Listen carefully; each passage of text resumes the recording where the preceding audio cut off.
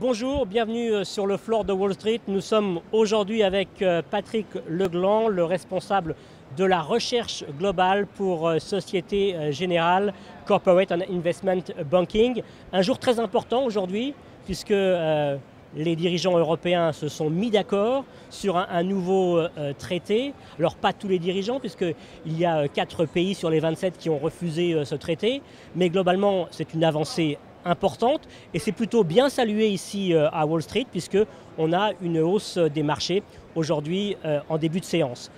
Patrick Legland, est-ce que vous pensez que ce sommet européen a véritablement tenu toutes ses promesses? Honnêtement, non. Mais je crois qu'il y a un soulagement de voir que finalement les grands dirigeants européens ont pu se mettre d'accord sur une certaine avancée.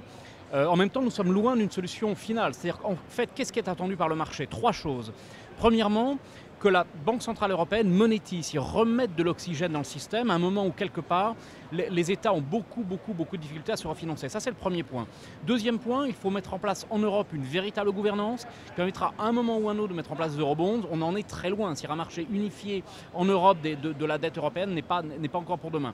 Et troisième point, on a quand même un ralentissement qui est en train de devenir une récession en Europe. Nous, à la Société Générale, nous attendons 0% de croissance sur l'Europe sur 2012. Même si nous sommes en bas du consensus, est-ce que nous sommes suffisamment prudents?